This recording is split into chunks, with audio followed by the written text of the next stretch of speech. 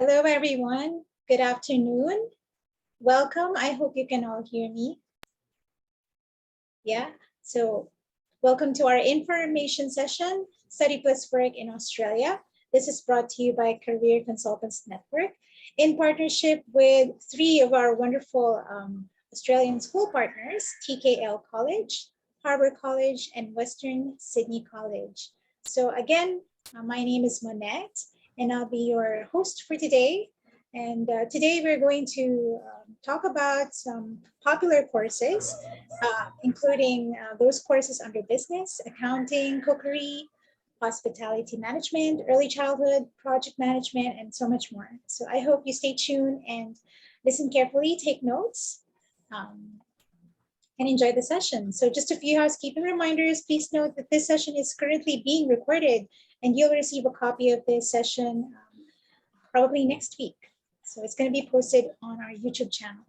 And all participants, please remain on mute to avoid background noise. But if you do have questions, feel free to type them in the chat box, okay? And this session may run for about 60 minutes. So without further ado, I'm now ready to present our first speaker. So she is from Western Sydney College. And she's here to share so much information on how you can start your journey and studies in Australia. So please help me give a warm welcome to Miss Grishelle Bailoses. Hi, Miss Grishelle. Hello, everyone. Good afternoon. Hi, Miss Mo.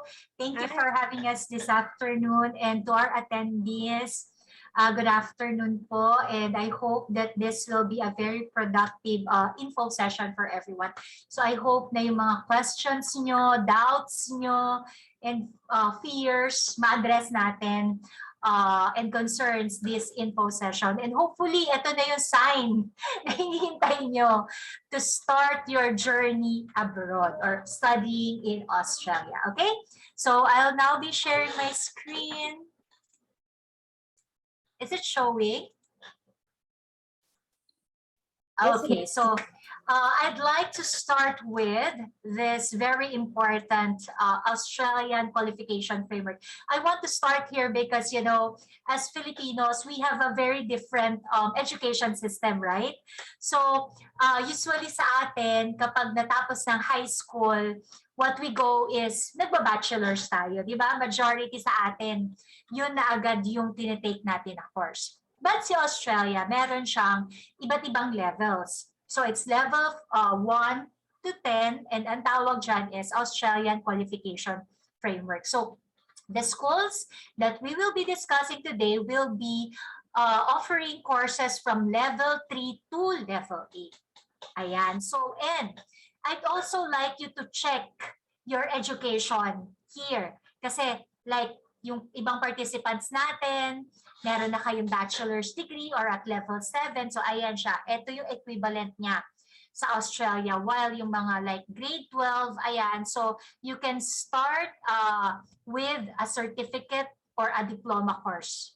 Okay? So pero it doesn't mean naman that you have a bachelor's degree, you cannot also enroll to Certificate 4, Certificate 4 and diploma courses and advanced diploma courses. Kasi the schools that we are presenting today offers VET courses. So, i-explain ko pa siya further later, pero it can give you skills that can help you to find work opportunities in Australia. So, mas hands-on kasi siya, practical trade courses. Okay, so it's very different from your bachelor's degree, so you don't have to worry even if you have finished bachelor's degree. Okay, you can still take these courses. Okay, so as mentioned by Ms. Monette earlier, so we come here with 3 schools. Actually, it's 4 schools, but we haven't finalized yet the prices for our school that offers the bachelor's degree or the level 7 courses. It's called NAPS, National Academy for Professional Studies. So we have there Bachelor in Business, Social Work, and IT. Okay, it's also located in Sydney. So we'll be presenting now about Western Sydney College, TKL College, and Harbour College together with my colleague here, Miss Alisa Gabatan.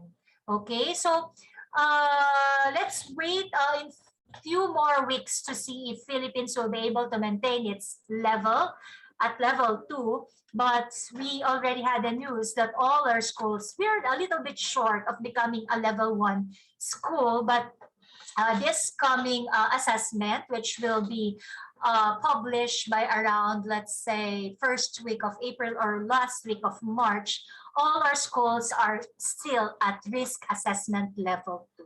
Okay, so what does school, uh, what are the benefits to you as a student if you enroll in a level 2 school? Okay, so we have two. One is we won't require you the English, the standardized English test, like the IELTS, PTE, OET, TOEFL, etc. Okay, so it's waived. Okay, that's the first advantage. The second is we won't require the financial documents. Okay, so those are the two advantages if the school that you're applying to are at level 2. Okay, so let's now proceed to Western Sydney College. Western Sydney College have two campuses, one in Parramatta campus and one in Sydney campus. But we also have two commercial kitchens that is used by our students. Majority of the students in Western Sydney College are taking cookery and hospitality management. Around 67% of our students are taking that. That's why we allocated the Sydney campus for them. So all the commercial cookery and hospitality students goes to the Sydney campus, and all other courses goes to our Parramatta campus. Okay, so Western Sydney College is an RTO and operates under the National Vocational Education and Training Quality Framework. Okay, so what does it mean? What does VET mean? So I know that you're very familiar with vocational courses because we have TESDA here, right? So what makes TESDA different, or the vocational courses different? Diba? They are short, hands-on, practical, affordable, and it will give you the necessary skills that you would need, no, in order to you to perform a task or to perform a specific kind of work. So that's the similarities with the vocational courses that we are offering to the TESDA courses being offered here in the Philippines. Let's now proceed to the difference. Then what's the difference?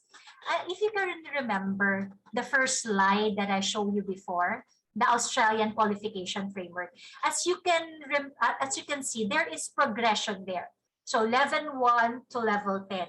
So as compared to the vocational courses in the Philippines, even though let's say you get 10 NC2, NC3, NC4, you won't be able to credit your subjects to a university for a higher degree. So that's what makes it different in Australia. In Australia, may progression tayo ng courses that even though you apply in a college and have taken the VET course, let's say later on you decided for further study, your subjects will be credited to university, and we also have articulations, no, to other universities. So it doesn't mean na porket certificate course lang or diploma course lang yung kinuha mo is wala kang progression or wala ka ng further pathway in Australia. Okay? Kinukuha mo lang to kasi that courses are very much lower in terms of tuition fee.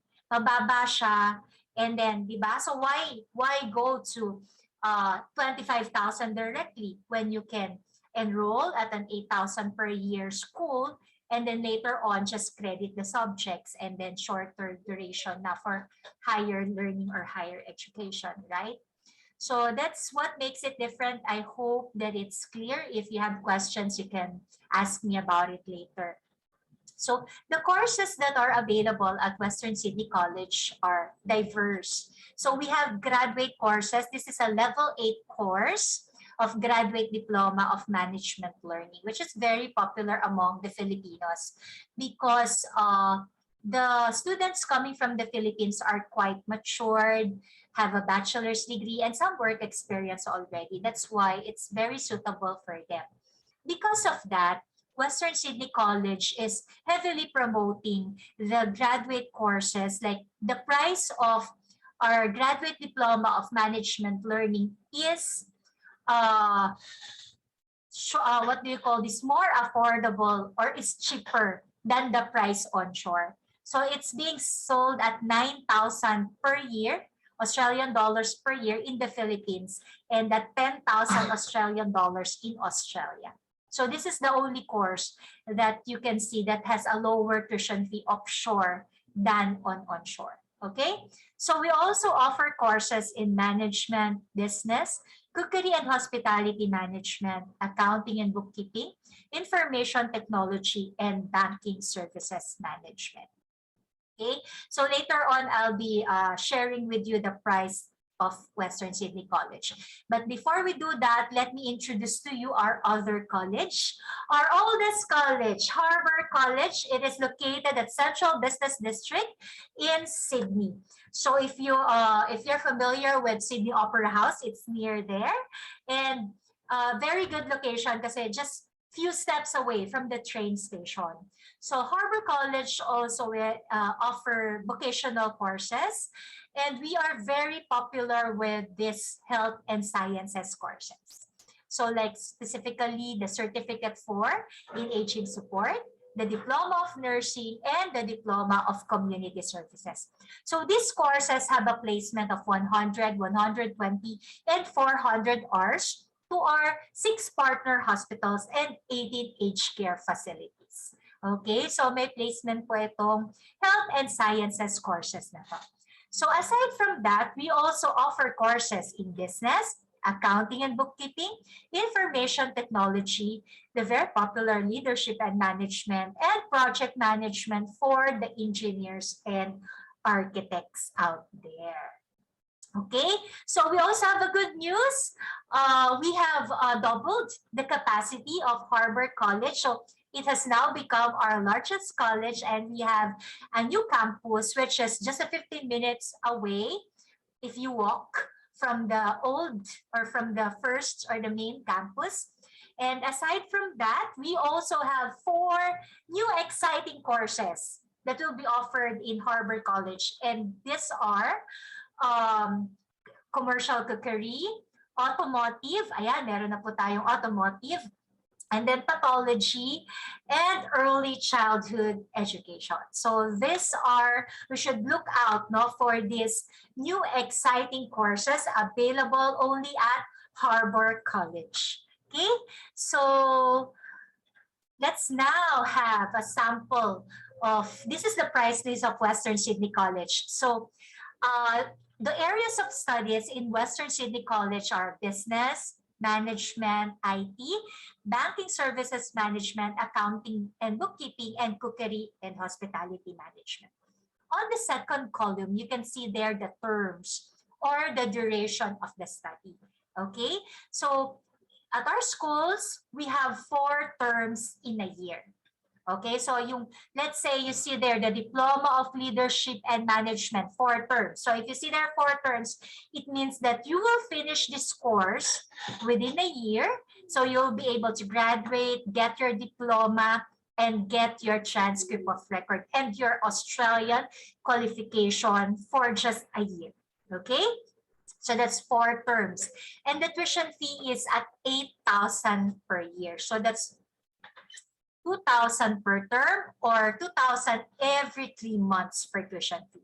So let's discuss it further kasi I know our attendees, no, yung mga questions na tumatakbo sa utak mo is, can I afford to study there? If I went there, let's say I was able to pay for the down payment, will I be able to sustain my study when I go there? So let me give you an idea, okay? So let's say that you decided to take the Diploma of Leadership and Management, and the duration is 52 weeks or 1 year. So out of those 52 weeks, 36 of which you spend having classes. So there are classes for 36 weeks. That's equivalent to around 8 months. Okay, so while the classes is ongoing, you're only allowed to work 20 hours per week or 40 hours per fortnight. Okay, so at least you'll have an idea now. Okay, how much am I allowed to work? and how long. Okay, so for 36 weeks, you can compute now for your potential income. So 36 weeks multiplied to, let's say, 20 hours per week and times 20.33. You know, guys, that Australia has the highest minimum wage in the world at 20.33.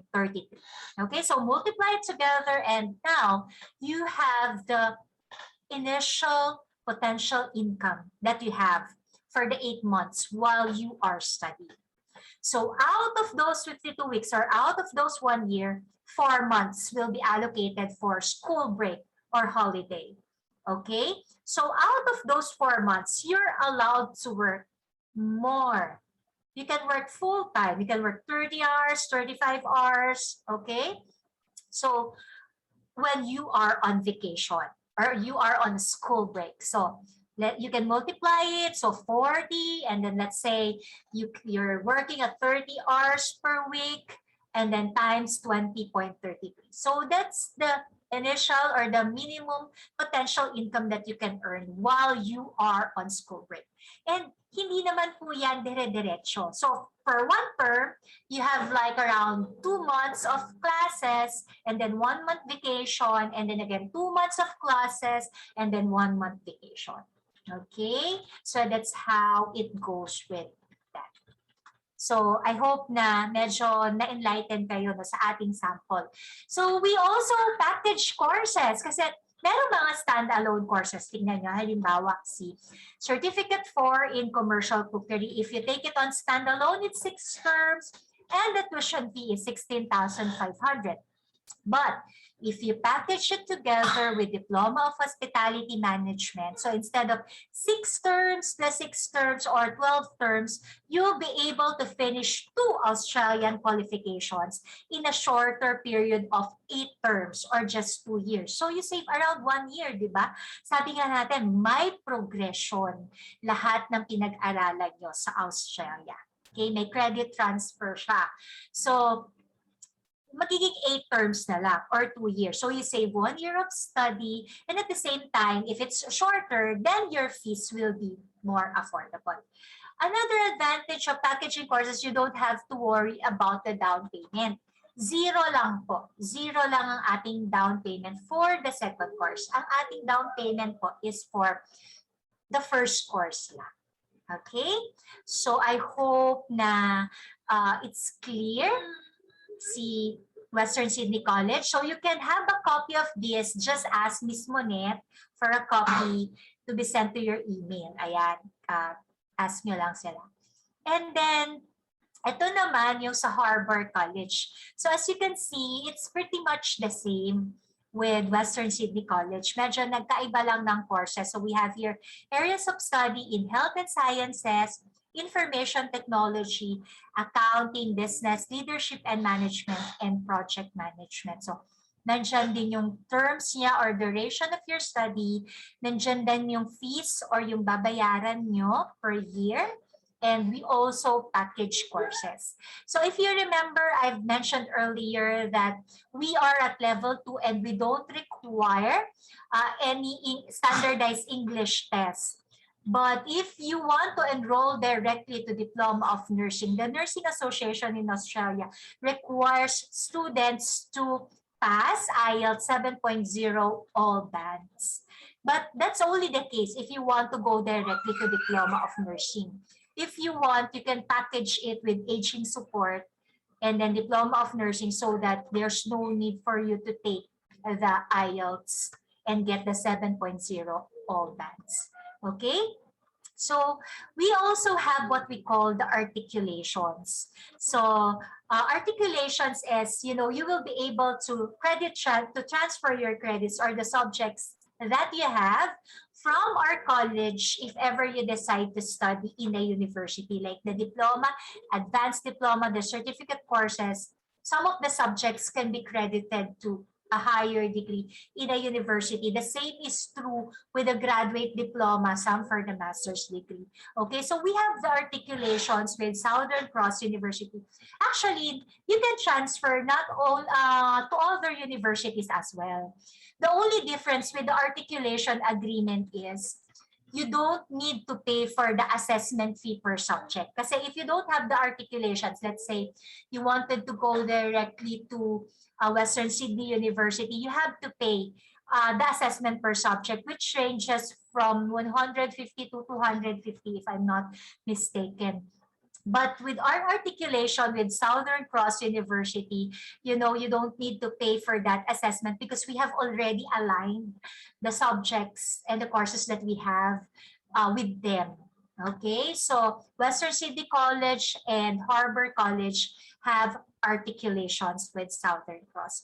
Before I proceed any further, I'd like to give you to Miss Alisa so that she can discuss about TKL College.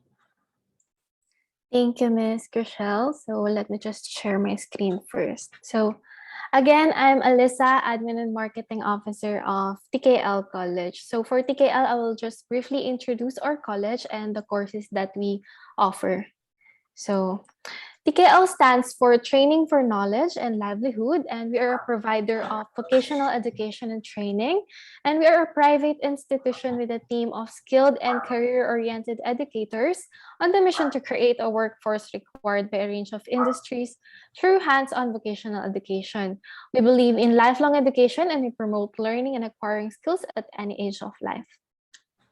So TKL has a capacity of 920 students, and we offer a total of 16 courses. TKL is also at evidence level 2, meaning no IELTS and no show money required.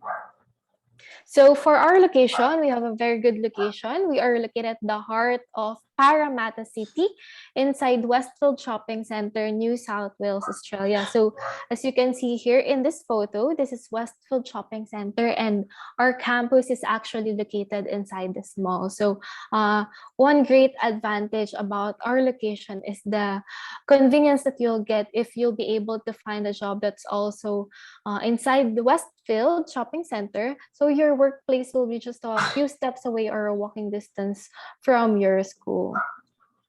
So we offer courses ranging from Certificate 3 to Graduate Diploma level in the areas of business, accounting and bookkeeping, leadership and management, Graduate Diploma of Management, Information Technology, Early Childhood Education and Care, and Cookery and Hospitality Management. So we also have work placement, or what we call here in the Philippines internship, or OJT, for Commercial Cookery and Hospitality Management, and for Early Childhood Education and Care.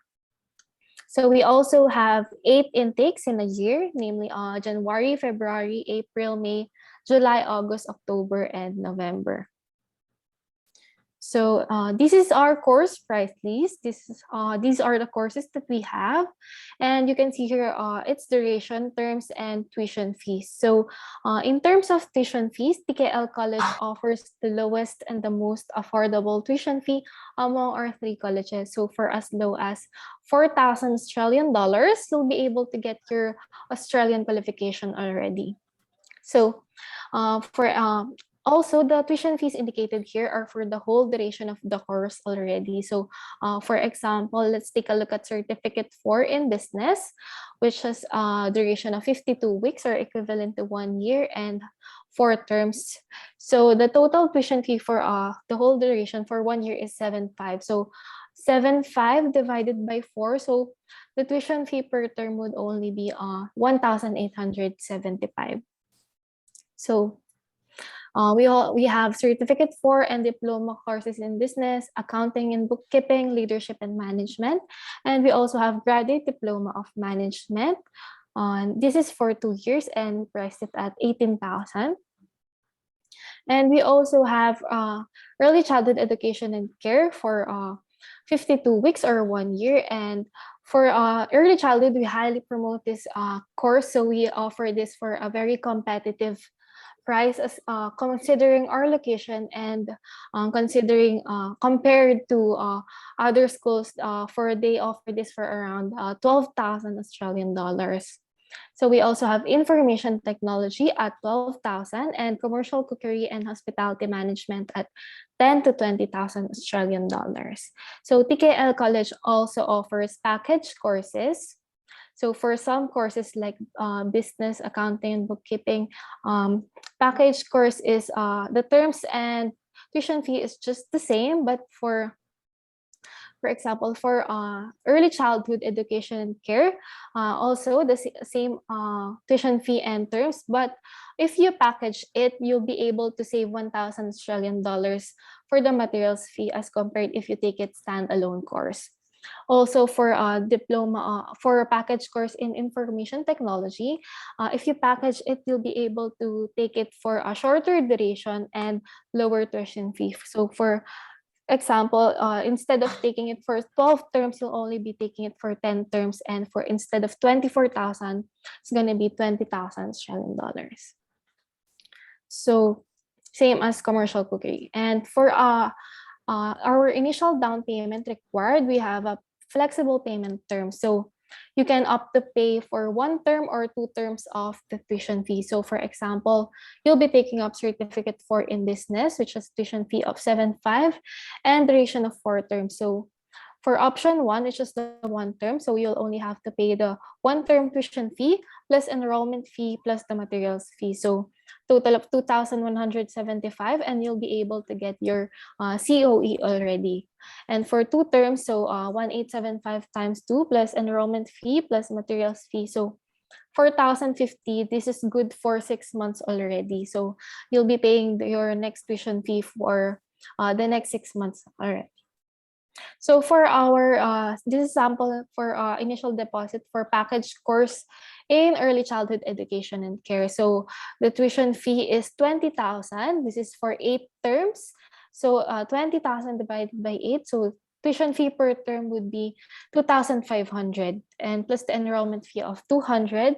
And for the materials fee, since it's 1,000, initially you can pay for 500 only, and then the next 500 is for the following year. So total of 3,200, and you'll be able to get your COE already for package course in early childhood. So for TKL, we accept at least 18 years old as compared to WSC and Harbour College. They accept at least 17 years old, and we only require student application form, your transcript of records or diploma, and proof of identity or a copy of the first page of your passport. So that's it for TKL. Back to you, Miss Rochelle. Okay, is my slide showing? Yes, Miss. Okay. So let's now proceed with the training arrangement. So for all our colleges, it's 20 hours per week. So with Harbour College and WSC, 13.5 hours face-to-face and 6.5 hours online. For TKL, it's 15 hours face-to-face and 5 hours online. So on average, our courses last for 9 weeks per term, but hospitality courses are longer because with hospitality courses, you have to go to 2 classroom. One is the regular classroom, and the other one is the kitchen, where you need to, improve or practice your cooking skills. Ayan, so dalawa po ipapasok niya. Later on, if you still have time, I'd like to show you our classrooms, our kitchen, etc., so that you'll have an idea of how it looked like. And then, so this is the first batch of our students. And then for the financial evidence requirement, as I've mentioned earlier, we don't require it because we are at level 2 school. However, it is not required, but it is recommended, most especially for high-risk applicant and also for your visa application. Because you remember, you are applying for a visa. And one way to prove to the visa officer is that you can financially support yourself while you are studying in Australia. Diba? So one way to convince them is to show that you have money, or you have the financial capacity to support yourself while you are in there. Okay, so that's why, although it is not required, but it is once again recommended. most especially for high-risk applicant. For the living expenses, accommodation, it's just around 100 to 150 Australian dollars per week, depending on the availability of rooms when you get there. And you also need to pay for the food. Correct me if I'm wrong, Miss Myra. I think the transportation in New South Wales is more affordable than other state. Kasi yung Opal, is it the Opal card? Parang pag ginamit mo daw siya ng araw na yon, parang continuously you can use it for the whole day, kahit ilang train transfers ka pa. Yun na sabi ng mga students, hindi ko lang pa siya natatry. So hopefully this year po, matry ko na siya if I go there. Tama ba, Miss Myra? I think it's half, not free. Not free all day. I know it's discounted for students, 50% off. Yeah. Yes, 50% off. Pero hindi na daw nababawasan isang araw kahit ilang beses mo siyang gamitin. Parang ganun yung sabi nila. Baka hindi nag-top on top of yun, kasi no, no, actually you need to. But I know half price for students. Sabi nila, hindi na babawasan, hindi pala tinatap. Baka hindi tinatap. But yeah, in other states actually, yeah, it's free. Melbourne is free. Yan. So, yan, discounted. Thank you, ma'am, for that clarification. And also, you need to pay for your mobile phone and other expenses. So, let me show you an example of the computation for our student. This is student S19322. He took Diploma of Leadership and Management and Advanced Diploma of Leadership in Management Class 2020. So, this is, so makita nyo po, no? Ever since we started, we were able to maintain our price. Ayan, kasi dito sa Pilipinas, every SEM, nagtataas ang tuition fee ng mga universities. Ayan, so kami po, since 2019, ito na po yung presyo ng mga schools natin, ng mga courses natin. So, ito si student na to, so nagbayad siya for 2 terms or 6 months, and then nagbayad din siya ng materials fee, ng enrollment fee, tsaka ng bupa or ng insurance. So, required po tayo na magkaroon ng insurance before lodging our visa kasi mahal po mo hospital sa Australia. So, kailangan po insured kayo. So, ito yung total offshore payment niya, 5,896. Pero may option po kayo na i-one term lang siya if ever gusto nyo na 3 months. Pero after nun, 3 months, magbabayad na ulit kayo ng tuition fee. And then, processing fee sa agency niya, yung visa fee po ngayon nadagdagan na plus $10. Pero may good news dyan sa inyo si Ms. Alisa mamaya, yung sa changes ng ating visa conditions. And sa medical natin niya sa St. Luke's na 215. So, ito yung eksaktong ginastos ni student. So, magbabago lang yan, again, estimate lang po ito. Magbabago yan kasi una po, nagba-vary ang exchange rate per day. Medyo mataas po ang Australian dollars ngayon. Nasa 38 siya.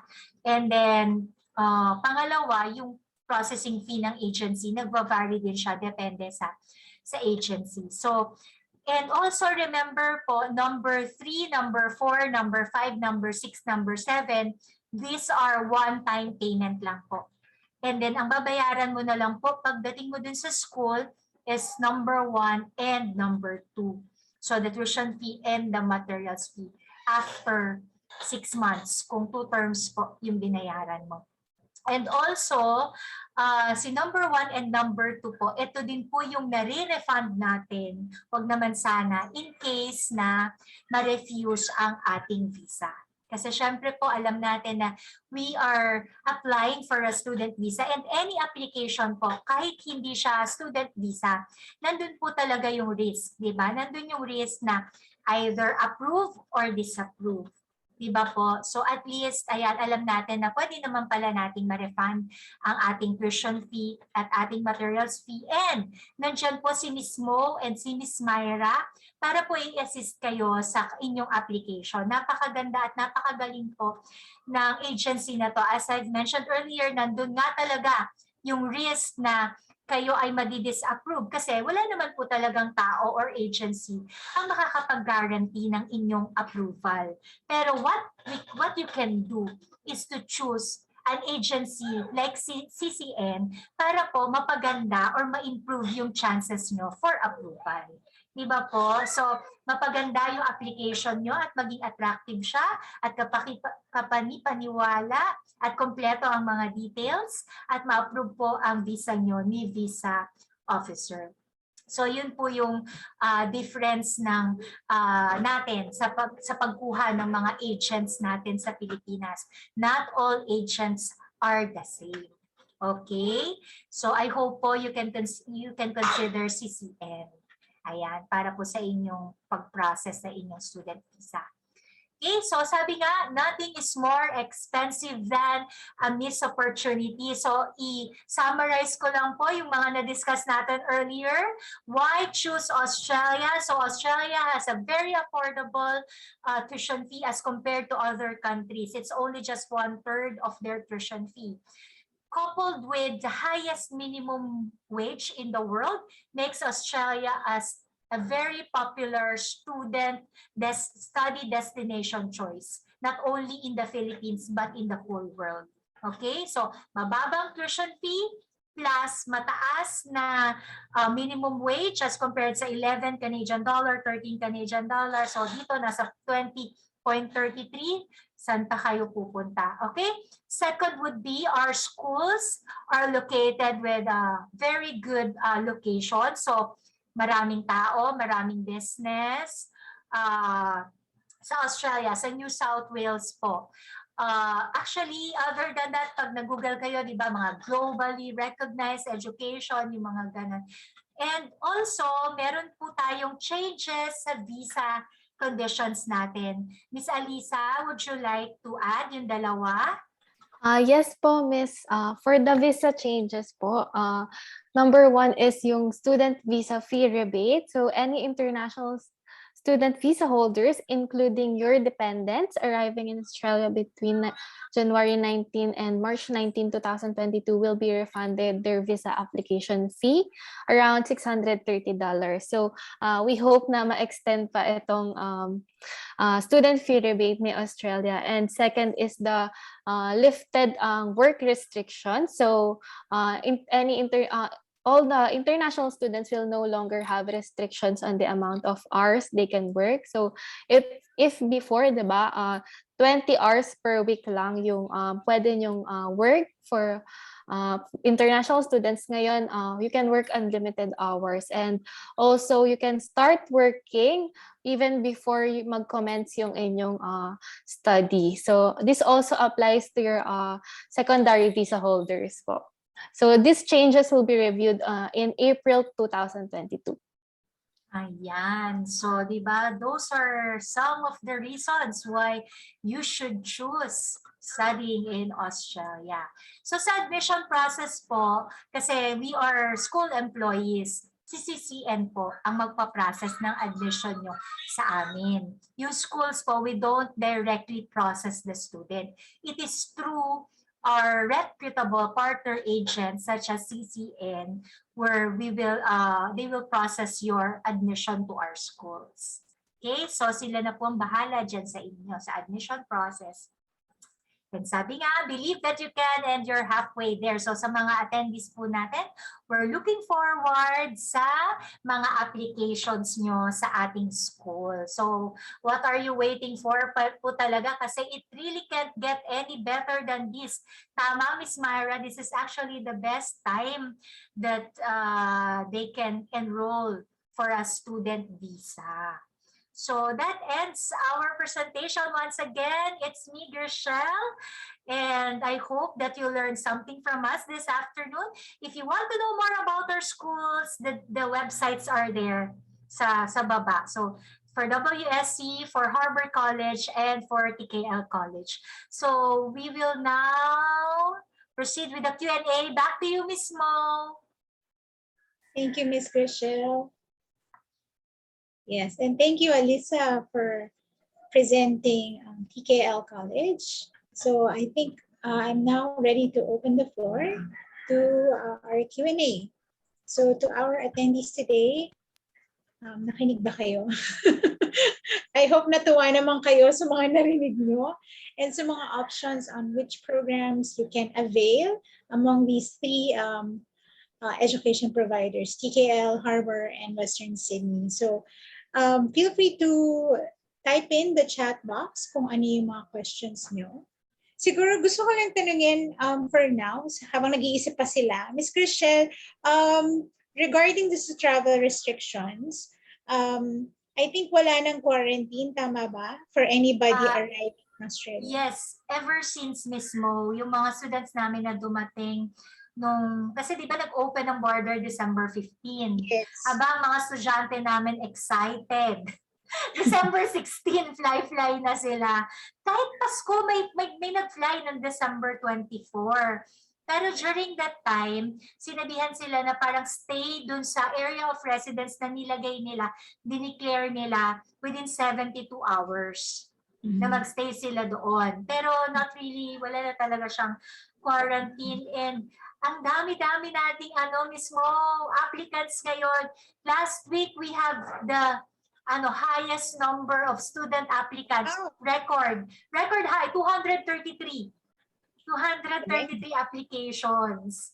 Kaya ang ganda talaga ng natin, flow of students natin ngayon, and continuously improving tayo sa ating mga courses, campuses, na mga ino-offer natin. So, siguro mismo habang nag-iisip pa lang sila ng question, pwede ba ako mag-play kahit isang video lang sa commercial cookery para makita nila yung campus, and then makita nila yung classroom, and pag may time pa, kasi I think 1 hour to, meron din kasi kaming mga testimonials ng ating mga students from WSC.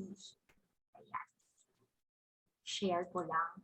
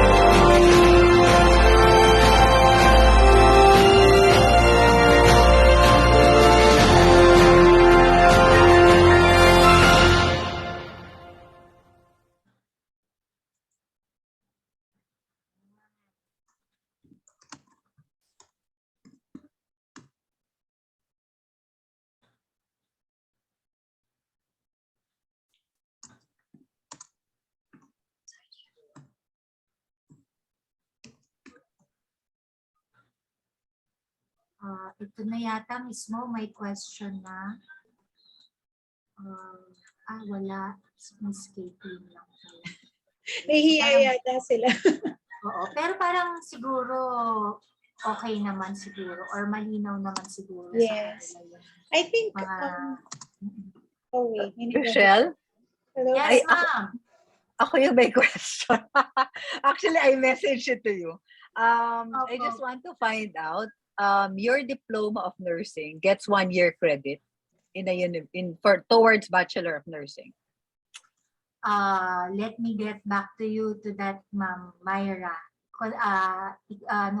Tanong ko lang sa academic manager ng Harbour kung kung gaano Ilan? karami. Yeah. Kasi, oo, hindi kasi namin alam kasi usually iba-iba siya. May 6, may 8. Yun yung mga regular namin na subjects, yung mga nakikredit. So, pero regularly, 6 to 8 subjects yung nakikredit. Okay, so almost a year or 1 year. 8 subjects is 1 year. Okay. Yun, more or less, ma'am, ganun na yung nakikita. And I guess my articulation with Southern Cross University. Yes, ma'am. Yes. Opo. Okay, thank you.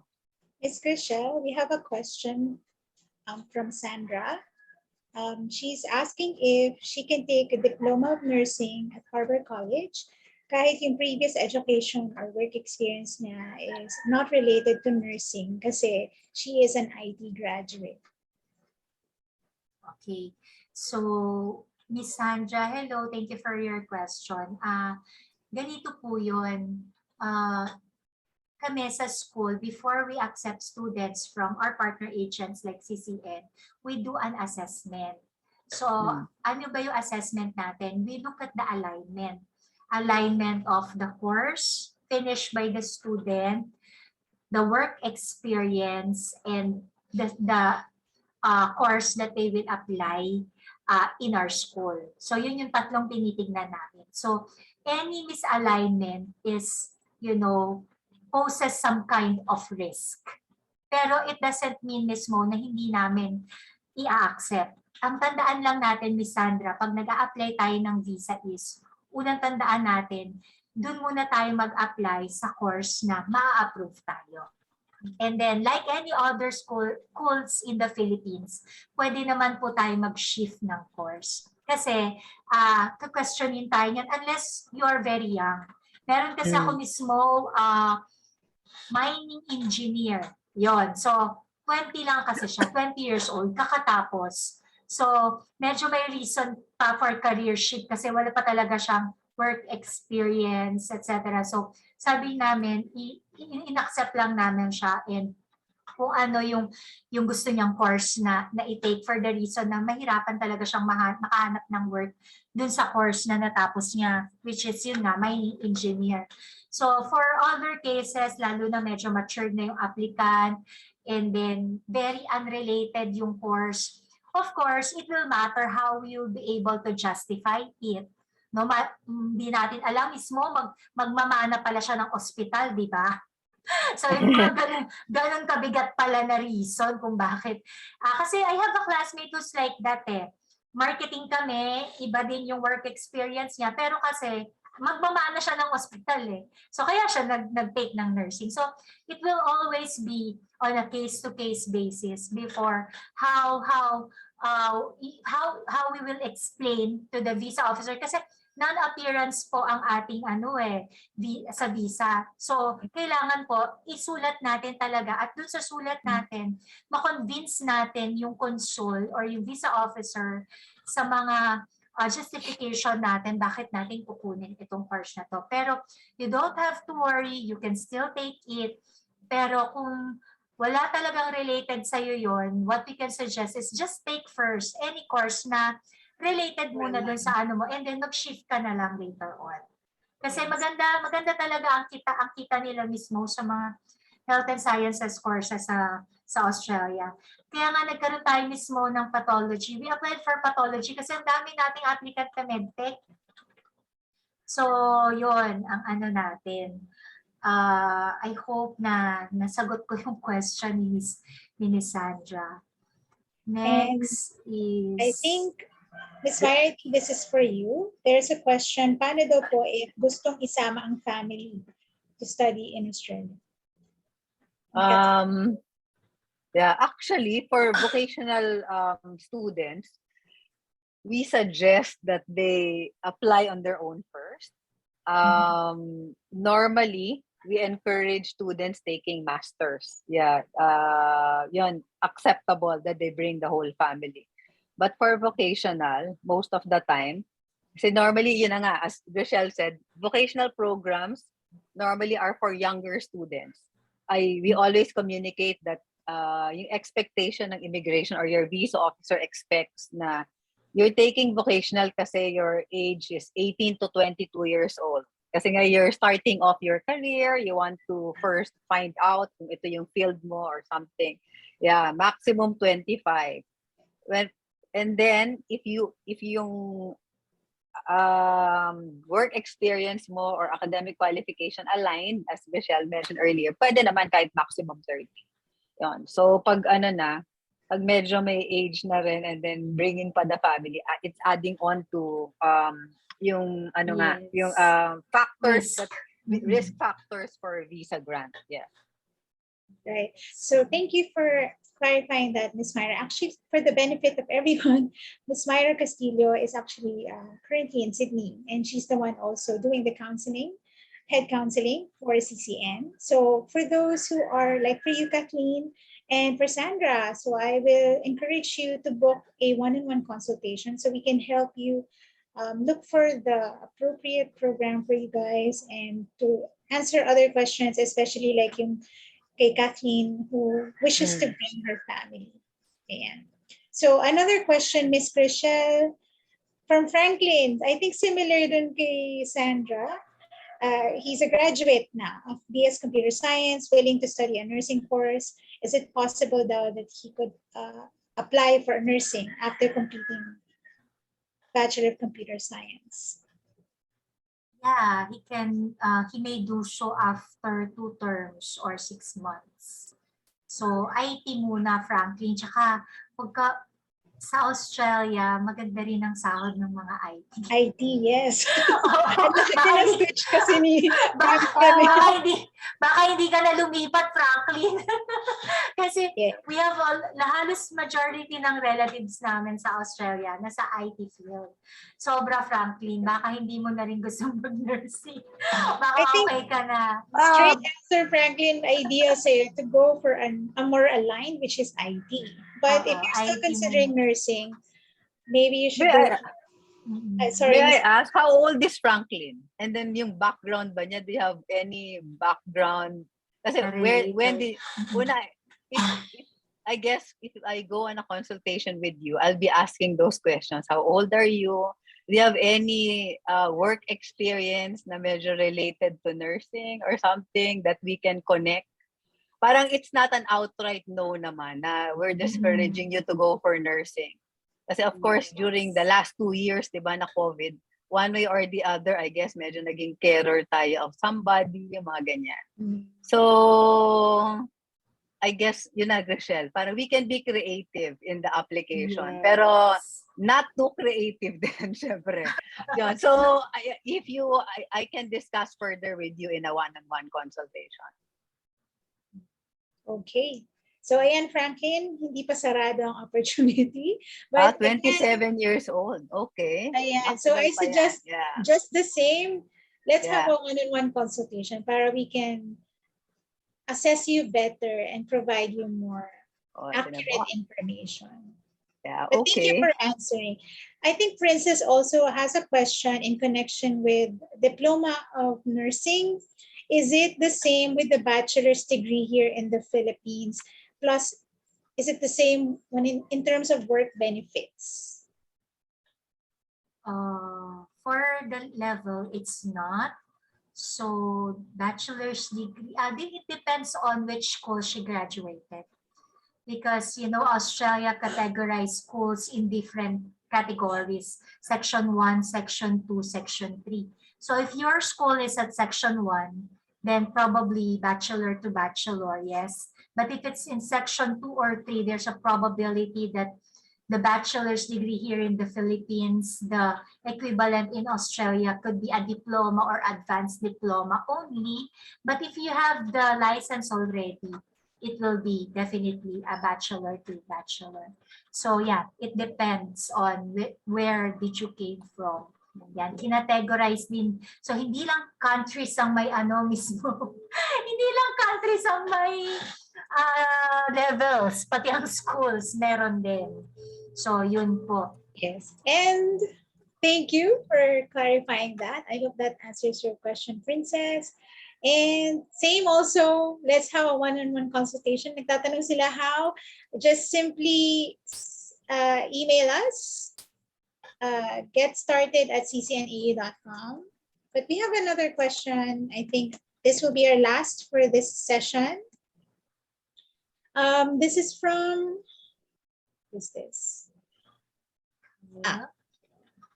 A senior high school student. So apparently nasa ABM strand siya. This is Krizia. And she's wondering if allowed ba siya na kumuha ng course, I guess na different sa strand niya, or dapat daw ba within the same strand din yung kukunin niya. Okay For lang the bachelor's mismo. or for vocational. Any course pwede. Alam ko kung bakit ngayon tinanong mismo. Kasi like sa Philippines, halimbawa, nasa sa Lasal, halimbawa, ABM strand ka, nag-business course ka. Kapag hindi ka dun sa Lasal, nag-grade 11 and 12, may additional kang 1 sem. Or from STEM ka, additional 1 sem ka. So, naaaralin. Kaya nila yan tinatanong. Ganun yung nangyari dito sa atin. Yung ibang track, yung papasukan mo, mag-a-additional sila ng 1 sem. 1 semester. So, sa atin po, sa Australia, any strand po, okay lang. Basta po, naka-grade 12 kayo. So after kahit po, Krizia graduates, any course. program. Yes. Okay. Kahit nasa ABM siya pero gusto niya sa health and sciences, okay lang. So kahit nasa STEM siya, gusto niya sa ABM courses like business, okay lang din. Yun, kaya niya tinanong mismo, ba't ganun dito sa atin? Nakakainis. May But one you're lucky, Chris, may yeah, one because semester. si Krizia has more parang flexibility kasi hindi pa siya Yes. nakagraduate ng bachelor. So you have the option as early as now to decide. So I hope you check the courses available, and kung may napupusuan ka na dyan, let us know, and let's have a consultation with your parents so that they can also learn more about this program that you're exploring. Sana Ayan. grade 12 ulit tayo.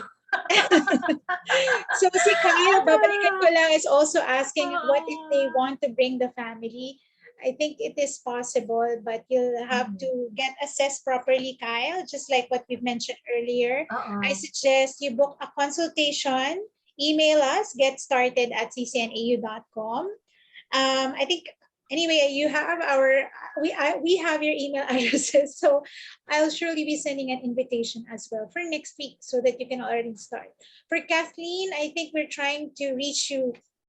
We've been trying to reach you for some days now. So if you have the opportunity to meet with us today after the session, let's have the Zoom consultation now with Miss Myra. Okay? So I think Miss Michelle, you may question 7. Sorry. Yung sa last question with regards to bringing family, last year, we have 5 applicants na may family. 3 de facto, 2 spouse. Kaya de facto yung iba kasi mga LGBT. So, walang marriage contract. So, 3 LGBT, ay 3 de facto, 2 spouse, 4 ang na-approve. May 1 na-refuse. So, there's a possibility basta you have ganito lang yan, you have to prove your circumstances in Australia and in the Philippines. And if you have enough ties in the Philippines, that could serve as your incentive to return. Once you finish your study, you'll have a very good case. And it will always be case-to-case basis. Baka naman posible if you have enough ties. Di ba, Miss Myra? So, exactly. Yes. So, sa mga may families po dyan, ayun po. And merong nasa Dubai, Miss Myra. Alam mo ba, Miss Myra, na ang grade school sa Dubai, ang tuition fee ay nasa 150,000. Kaya, oo, medyo mahal. Tapos forever silang OFW doon. Kaya marami po tayo talagang applicants coming from Dubai. ngayon kasi gusto din nilang isama na yung family nila doon kasi nga may service pa daw yun, Miss Myra. So, ang mahal talaga ng education. As compared kung mag-Australia sila, at least yung pag-aaral ng anak nila is magiging okay na eventually. Ayan. So, Yeah. siguro, end na tayo. Tapos na tayo. Wala nang mga questions. Yes. Tama po ba? Right. Ayan. So, I think we've parang- answered all the questions today. Thank you very much to all those who attended. And we'll be sending you an email and a copy of the recording after this session. Kindly wait for it next week. And Miss Rochelle and Miss Alyssa, thank you very much for joining us today. And Miss Myra as well. I hope everyone Thank has you. a good day. thank you for Thank you, inviting Miss Look forward to Ma. your response Thank you, to our Rochelle. email. Opo, bye-bye po. Bye, everyone. Salamat.